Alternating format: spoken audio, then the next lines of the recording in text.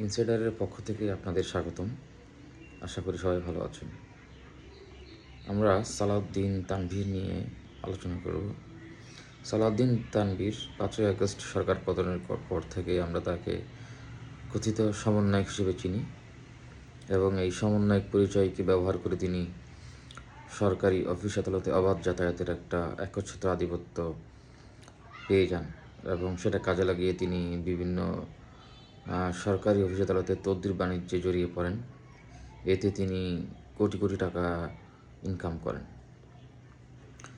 সম্প্রতি তার এই তদবির বাণিজ্যে বিশেষ করে ডিসি এবং সচিব বিভিন্ন পর্যায়ে লোকেদের চাকরির বদলি, চাকরির সুপারিশ, বিভিন্নভাবে অর্থ ইনকামের একটি অভিযোগ সামনে এসছে। তার চেয়ে গুরুত্বপূর্ণ হচ্ছে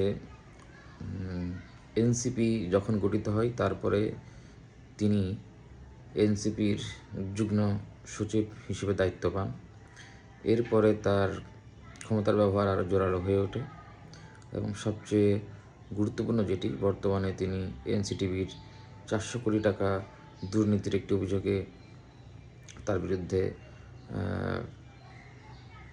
অভিযোগপত্র দাখিল করা হয়েছে এবং তাকে যখন আসলে এই বিষয়ে প্রশ্ন করা হয় তিনি সরাসরি বলেছেন যে এটি কেউ হয়তো স্বপ্ন দেখছে, তিনি অস্বীকার করছেন এবং তিনি এটিও বলার চেষ্টা করেছেন যে ওখানে 110 কোটি টাকার বইপত্র ছাপানো হয়েছে।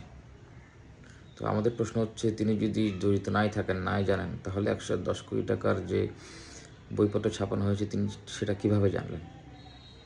তো দর্শক, আপনাদের মতামত আশা করছি। আসলে সালাউদ্দিন তানভীর কি এই দুর্নীতির সাথে যুক্ত, নাকি কোনো স্বার্থান্বেষী মহল তার বিরুদ্ধে অপপ্রচার চালাচ্ছে?